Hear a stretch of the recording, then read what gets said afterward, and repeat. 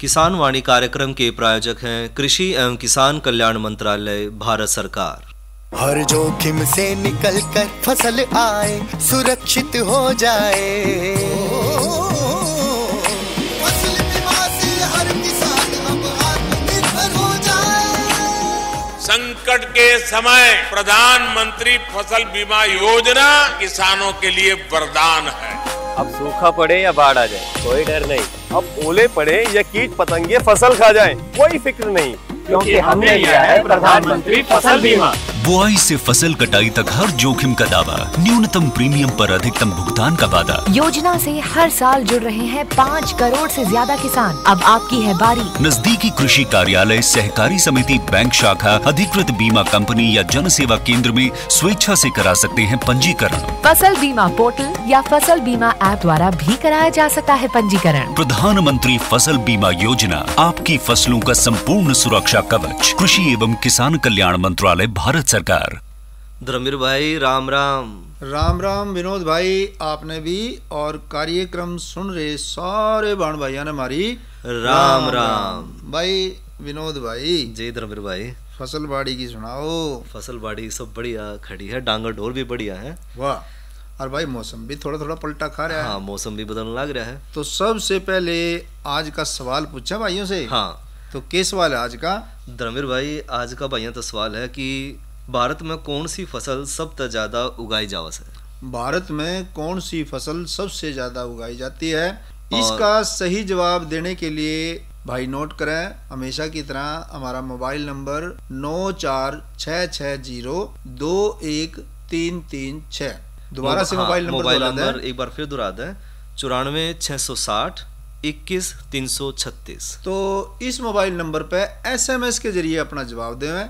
पहले लिखें नाम, फिर लिखें जवाब, हाँ, और फिर तीसरे नंबर पे गांव का नाम। बिल्कुल भाई। और जो सही जवाब हमें मिलेंगे वो हम इसी किसान वाणी कार्यक्रम में 6:50 पे जवाब भाइयों का नाम बताएंगे। तो अब आगे बात ये कि एक सवाल तो चलो भाइयों से आपने पूछ लिया, हाँ, लेकिन एक सवाल और भी तो है। क्या धर्मवीर भाई? वो सवाल यो, अग भाई कृषि विज्ञानी की एक बात पर बड़ा जोर दे भाई। किस बात पे? नो कहा कि बीज कोई भी बो, हाँ, पर उपचारित होना चाहिए। यह बात तो सही कही धर्मवीर भाई, क्योंकि अगर बीज बोन लग रहे हैं तो उसका उपचार कर कम बो है तो कई आने वाली समस्या का हम पहले जो है निवारण कर लें। पता क्या क्यों है कृषि वैज्ञानिक जी? नो को है अग जो बीज है ना, हाँ, बीज अनेक जो ना रोग जनक जैसे फफूंदी होगी, जीवाणु होगी, विषाणु होगी जी, तो कीड़े और सूत्रकृमि करे बीज के जरिए ही पहुंचते हैं, हाँ, खेत में। बिल्कुल भाई। और जो कि फिर भंडारण के टाइम पे या खेत में जब बीज फसल अपा पैदा कर लें और फसल खड़ी हो जाए, फिर नुकसान पहुंचा दे, फिर में सिर ठाना भाई बीमारी। हाँ। और फिर इससे क्या है कि करे कि भाई बीज की जो क्वालिटी है, बीज की गुणवत्ता है, हाँ, और उसमें बड़ी भारी कमी आवे। बिल्कुल सही करो भाई। और नोविकम है भाई, अक जो कुछ बीज है ना जी, तो उनमें तो प्रसुप्ति और अंकुरण बाधक पदार्थों की उपस्थिति, हाँ, और आवश्यक जो जीवाणु है, हाँ, वो ना होने के कारण अंकुरण में भी बड़ा भारी फर्क पड़ा है। बिल्कुल सही कह रहे हो। और जो बीजोपचार है वो करना जरूरी है, क्योंकि बीजोपचार करने के बहुत लाभ है। और बीजोपचार का लाभ क्या है कि जो बीज से उत्पन्न होने वाले रोग हैं उन हम समय पर नियंत्रित कर सकेंगे। यानी कि जो बीज से जो पैदा मतलब बीज, हाँ, में जो रोग है, हाँ, अगर वो बिना उसको उपचारित करे खेत में चला गया वो तो बीमारी पैदा करेगा। बिल्कुल भाई। तो बीज बोने से पहले जो है बीज में जो होने वाली बीमारी है उन अगर हम नियंत्रित कर लें तो हमारी जो फसल है वो बढ़िया मिलेगी किसान भाइयों ने, और किसान भाइयों की आमदनी में बढ़ोतरी होगी। और भाई दूसरी बात यह विनोद भाई जी, कि जो बीज उपचार से जो बीज के ऊपर ना, हाँ, जैसे आपने बीज का उपचार कर दिया जी, तो एक उसकी जो दवाई है उसका लेप सा चढ़ जाए बीज पे, हाँ, उस पे एक परत आएगी ऊपर, हाँ, तो वो जो है फिर वो जो उसको कोई भी सूक्ष्म जीव है ना, हाँ, वो उसको लगेगा नहीं और वो सड़ेगा नहीं बीज। यानी कि जो दूसरे बीज की बीमारी है वो उसके लगेगी, हाँ, और ना मिट्टी में कोई बीमारी है तो वो उस तक पहुंच पाओगे, मतलब बीज बचा रहेगा, हाँ, और अंकुरण में होगा सुधार। यानी कि उसके ऊपर जो दवाई की सुरक्षा परत है वो आ जाएगी और वो उसने बचा कर रखेगी। हाँ, और बीजों ने ना जी, जो ये कवकनाशी से उपचारित करने से अनेक प्रकार के जो कवक हैं जी, तो वो नुकसान नहीं कर पाते। हाँ, और बीज के अंदर जैविकता बनी रहे। बिल्कुल भाई। और भाई उसका जो अंकुरण है वो बढ़िया हुआ है। और इस करके जो वैज्ञानिक है ना, पता है के कौन जी, बहनों का अंकुर जो अगर खेत में फसल अच्छी चाहिए ना, हाँ, तो भाई देखो बीज को उपचार कर लिया है। और धर्मवीर भाई साथ में जो हम भंडारण कर रहे हैं तो उसमें भी कीटों तो हमने सुरक्षा मिल जाए, क्योंकि बीज जो है अगर हमने अच्छी तरह तो उपचारित कर रखे हैं तो उपचारित बीज का अगर हम भंडारघर में जो उसका भंडारण कर रहे हैं तो भी जो है बीज का नुकसान नहीं होता और उसके कोई क्षति नहीं पहुंचती। और किसान भाई तो सोचते होंगे जी, आगे हुआ वो कहाँ है। हाँ, पर कृषि वैज्ञानिक क्या करे, अब जो माटी भी है ना, हाँ, माटी में भी कीट तो हुए हैं। बिल्कुल है, कोई फायदा करने वाले भी हुए हैं जी, और कोई नुकसान करने वाले भी हुए हैं। हाँ, तो बीज को उपचारित करने से रसायनों का जो लेप है बीज के ऊपर चढ़ गया जी, तो उसके बाद भी अनेक जो मृदा कीड़े से बीज और पौधे की रक्षा हो जाती है जी। और बीज पे तो दवाई हाँ, का वो चढ़ गया लेप। हाँ, फिर वो माटी में भी जहाँ भी जाकर लगेगा ना वहाँ के भी कीड़े खत्म कर देगा और बीज तो सुरक्षित हो ही गया। बिल्कुल सही कह रहे हो, आगे नहीं। और धर्मवीर भाई आपने सही बात कही। और साथ में जो लाभदायक कीड़े हैं उनमें भी बढ़ोतरी हो है, क्योंकि फसल सुरक्षा खातर जो हम रसायन का छिड़काव कर रहे हैं उसमें कुछ जो लाभदायक जो परागण कह लो या जो कीड़े हैं उन कीड़ा की जो कमी है वह भी प्रभावित हुआ है और उपचारित बीज बोने जो है इसकी संख्या में बढ़ोतरी हुआ है। एक बात और विनोद भाई जी, भाई जैसे ना अब मान लिया गेहूं बोई थी, हाँ, 1 मन बोई, बिल्कुल, जीरी बोवेंगे, हाँ, 10-12 किलो बीज बोवेंगे जी, तो इतने से बीज ने अगर आप दवाई से उपचारित करें, हाँ, तो उसमें तो खर्चा कम होगा। बिल्कुल। और अगर हमने पूरे फिर मान लिया कोई बीमारी खेत में आ गई जी, बीज हमने उपचारित करके नहीं बोया, हाँ, बल्कि ऐसा भी देखा गया विनोद भाई जी, कि कई जो सरकारी जो संस्थान है, हाँ, तो वे क्या काम करें कि कट्टे के अंदर, हाँ, बीज के कट्टा है, बीज का कट्टा है, उसके अंदर दवाई की पुड़िया भी पा दें। अच्छा भाई ले किसान जब बोएगा ना, हाँ, इस पुड़िया तो उपचार कर लेगा। अच्छा, यानी कि दवाई तो है, बीज का उपचार कर लेगा। फिर भाई आप कह रहे हो कि जो मात्रा है दवाई की कि कितने बीज में कितनी दवाई गिरनी चाहिए उसका अनुपात भी सही होना चाहिए। अनुपात तो सही होना चाहिए, पर खाड़ा तो ये है विनोद भाई, कई किसान ऐसे देखे कि हाँ, मैं उस दवाई की पुड़िया न ठाके एक का नहीं बगा दें, हाँ, अरे अपना बीज बोले हैं। तो ये इस तरह की जो बात है वो नुकसानदायक है, खास तौर से हमारे किसान भाइयों के लिए, हाँ, और भाई हमारा जो फसल है उसके लिए, और आगे जो फसल की गुणवत्ता है, हाँ, उसके लिए भी। और धर्मवीर भाई जब आपने जिक्र कराया ना तो मेरे एक बात और ध्यान आई कि कई बार किसान भाइयों ने दिक्कत आ जाए, हम कई बार कहते भाई 2 ग्राम मात्रा लेनी है बावस्टीन की या लेनी है, हाँ, तो 2 ग्राम कुकर ले 2 मिलीलीटर किस तरह ले, हाँ, तो इस खातर या तो किसान भाई अंदाजे तक कर सकें तो ठीक है, ना तो फिर जो बाजार में हमने मिल जाए हैं मिलीग्राम में भी ग्राम के भी उपकरण है वो उपकरण रखें और उसमें सही मात्रा जो लेकर दवाई की फिर उपचारित करें बराबर मात्रा। विनोद भाई बीज को उपचारित करने के भी कई तरीके हैं। बिल्कुल है भाई। पहला तो है साफ सफाई, हाँ, कि भाई साफ सफाई करें बीज की। कोई भाई कट्याउड़ है, हाँ, कोई बदरंग दाना है, हाँ, और कोई भाई बदल रहा है, हाँ, मतलब ना कोई बदरंग हो रहा है, कोई बीमारी वाला है, उसने छा के काट दें। बिल्कुल, सबसे बढ़िया तो तरीका ये है। हाँ। लेकिन अगर इतना टाइम ना हो, हाँ, तो फिर क्या है कि भाई फिर तो भौतिक उपचार करना पड़ेगा। बिल्कुल भाई।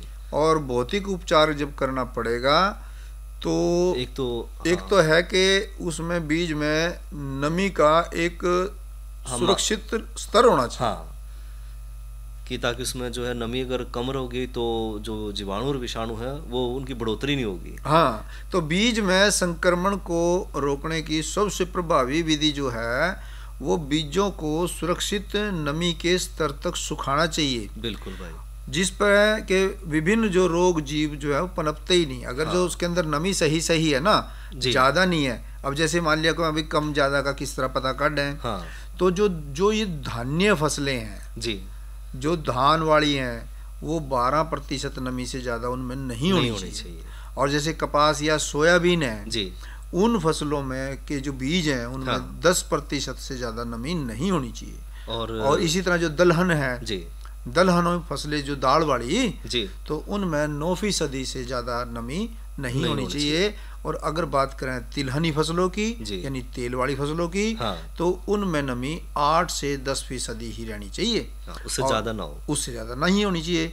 और बात करें अगर सब्जियों की तो फिर सब्जियों में 8% से नमी ज़्यादा नहीं होनी चाहिए। हाँ, और धर्मवीर भाई एक चीज़ और है इसमें कि अगर जो बीज अगर हम कुछ समय खातर जो उसका बड़ी डाल भंडारण करें तो कुछ एक जीव तो ऐसे हैं जिनका जीवन चक्र बहुत छोटा है जी, यानी कि हमने भंडारण करा उसी दौरान वो पनप भी लिए, बढ़ोतरी भी ली और मर भी लिए।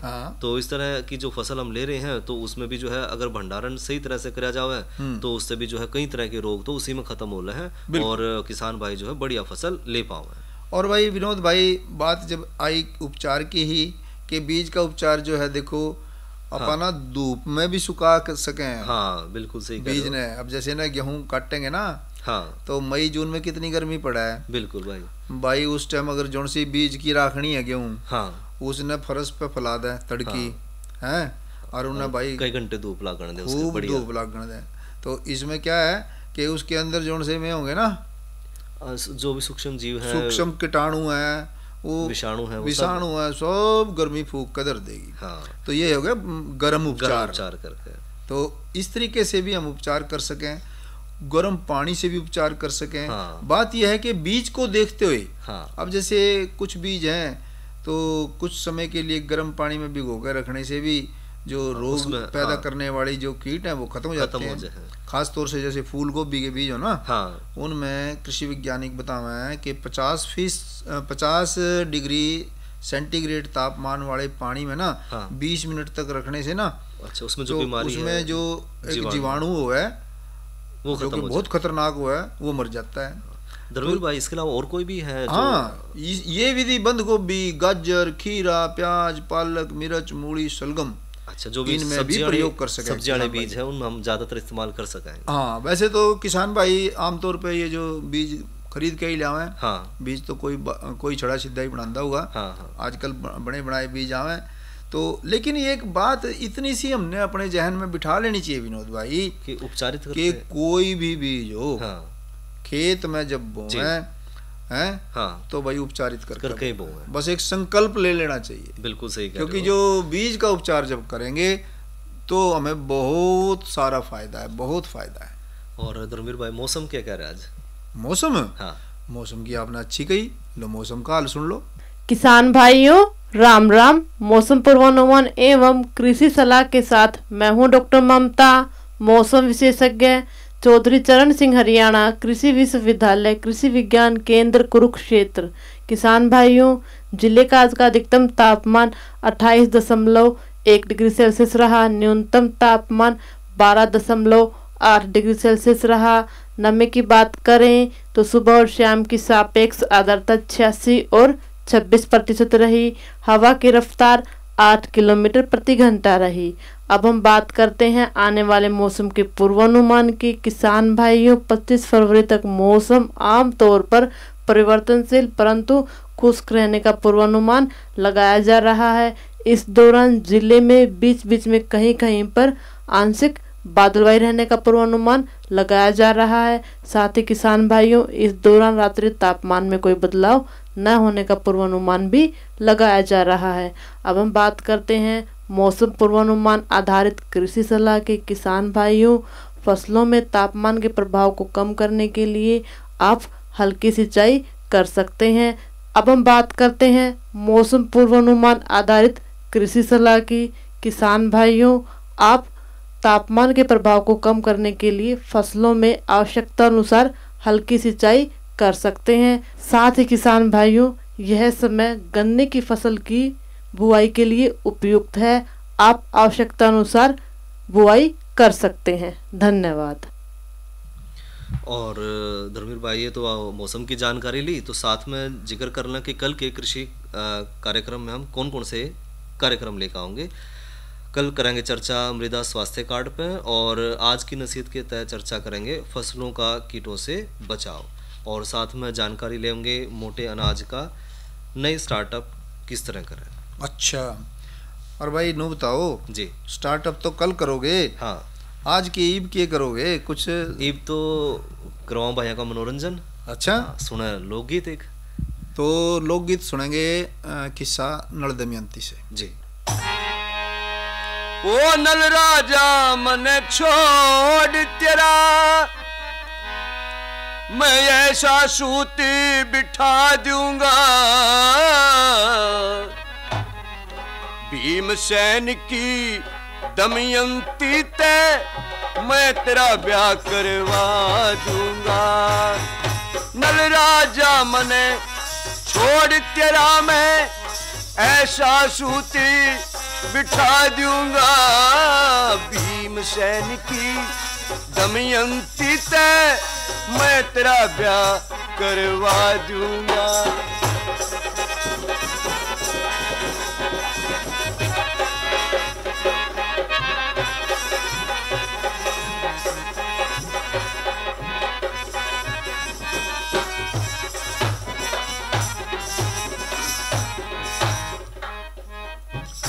ओ कुंदनपुर के भूप भीम की वह पुत्री दमयंती से, पता न अपनी किस गेल्या जोड़ी गुथरी दमयंती से। रति पति को त्याग सुरगते जड़ो उतरी दमयंती से, रुद्रायणी ब्रह्माणी लक्ष्मी से सुतरी दमयंती से। रुद्रायणी ब्रह्माणी लक्ष्मी से सुतरी दमयंती से। उसके गुण सुन लिए तने, तेरे गुण उस आगे गा दूंगा, भीमसेन की दमयंती ते मैं तेरा ब्याह करवा दूंगा।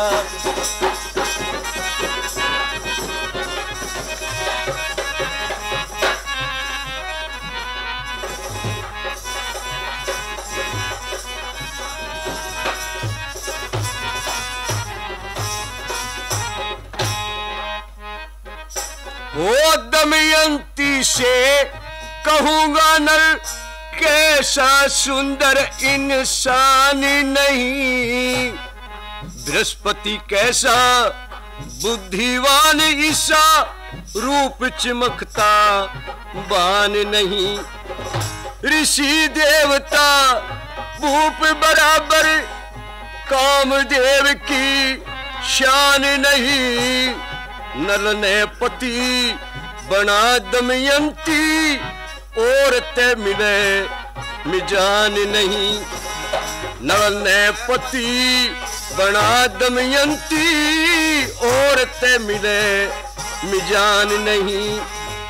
पार बसागी ते तेरे उसके, पार बसागी ते तेरे उसके मैं संजोग मिला दूंगा। भीमसेन की दमयंती ते मैं तेरा ब्याह करवा दूंगा।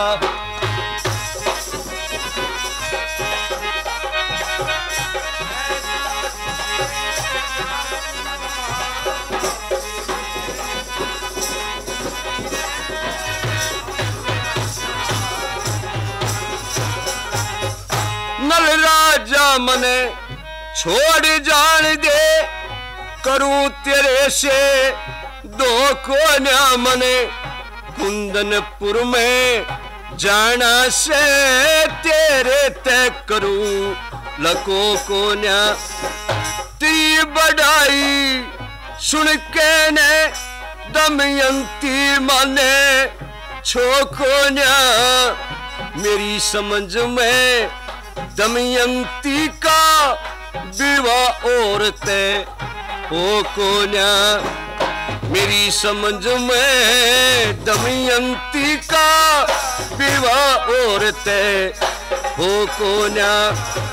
जो कहेगी दमयंती सोतने आके फिर बता दूंगा, भीमसेन की दमयंती से मैं तेरा ब्याह करवा दूंगा।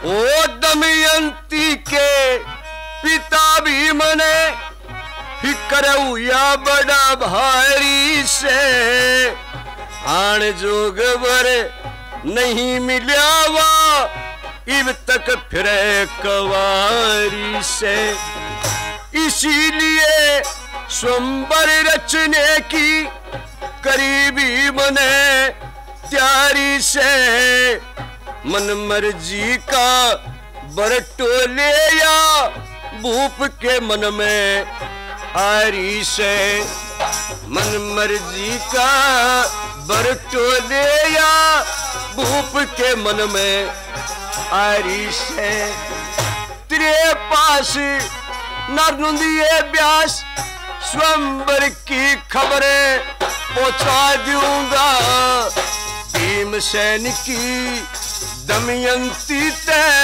मैं तेरा ब्याह करवा दूंगा।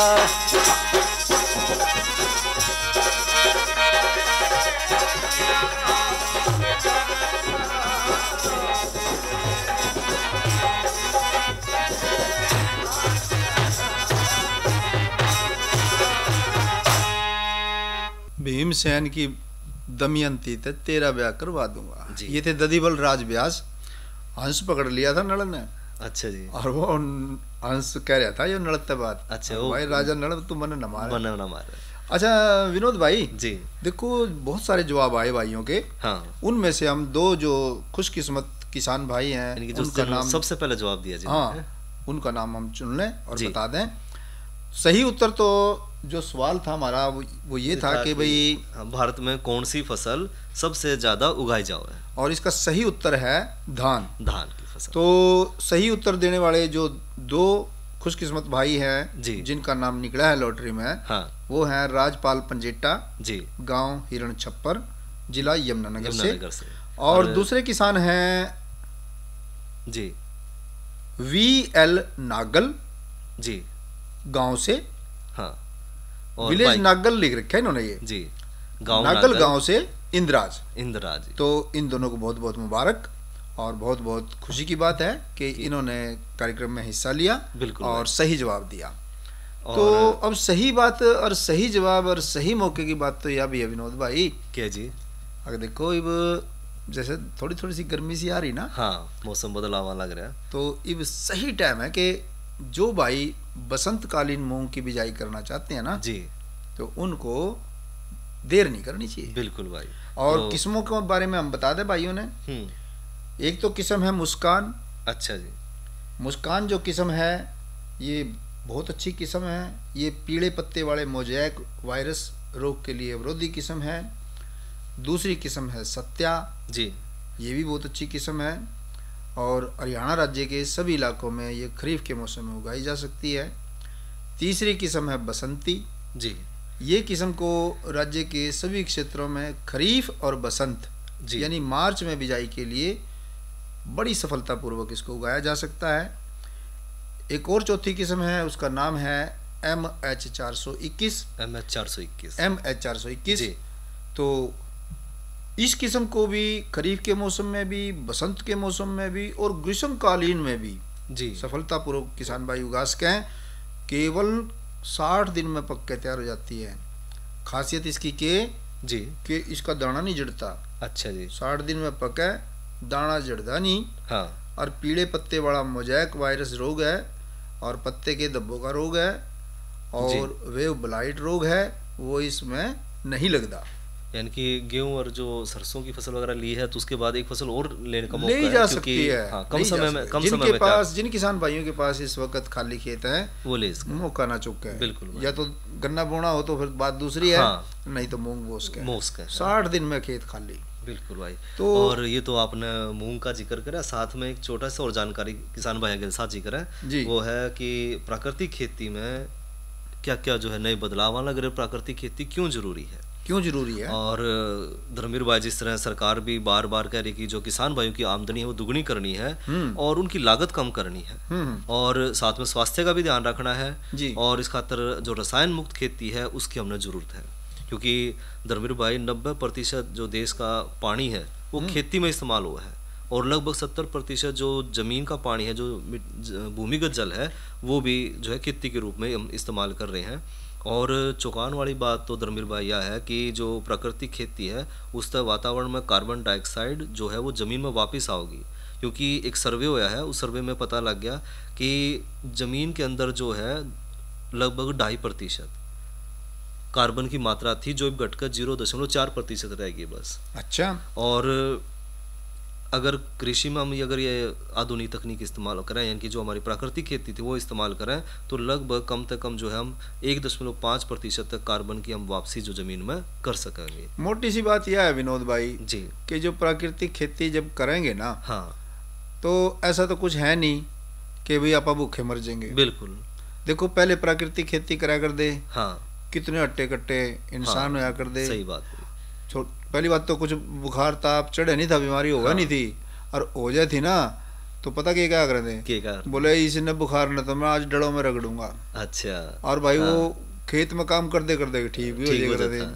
तो ये जो बीमारियों की जड़ है ना, ये जिस दिन से ज्यादा दवाइयों का इस्तेमाल शुरू है ना, और खास तौर से दवाइयाँ भी रासायनिक दवाइयाँ, रासायनिक खाद, तो इनकी वजह से जमीन की सेहत गई बिगड़। बिल्कुल। और जिसकी सेहत बिगड़ रही है उसमें तो आप फिर काट भी रहे। हाँ, पैदावार तो ले ही रहा है किसान, ले रहे हैं। तो वो जो पैदावार आ रही ना, उसी पैदावार के जरिए, उसी जीनस के जरिए ये जो खादों का असर है, ये जो दवाइयों का असर है, ये आम इंसान के अंदर जा रहा है, दिखने लग रहा है, और जिसकी वजह से फिर जो बीमारियां इतनी आ रही हैं। बिल्कुल सही। तो ज्यादा बेहतर रहेगा कि हम वापस मुड़ चलें अपने, वापस मुड़ना यह प्राकृतिक खेती की तरफ चलेंगे, और साथ में मोटे अनाज की तरफ भी चलना है। अच्छा। तो मोटे अनाज तो बाजरे खिचड़ी तो पूरा जाडे खाई है, भाई नहीं, कदी मक्की और कदी बाजरा, और भाई ऊपर तो फिर अरिया साग, हाँ, मक्की की रोटी और अरिया साग।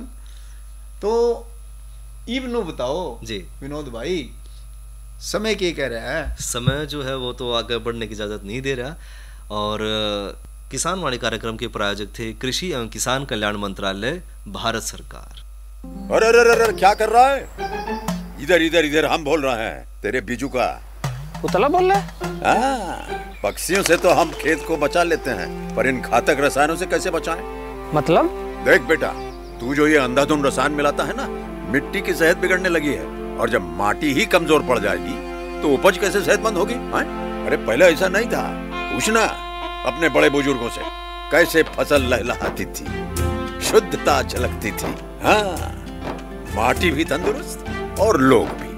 पहली वाली बात कहाँ, पर अब तो सब यही डाले हैं। सब नहीं, आज भी लाखों जागरूक किसान परंपरागत विधि से फसल उगा रहे हैं, खर्चा कम और उपज की कीमत भी बेहतर पा रहे हैं। सच है?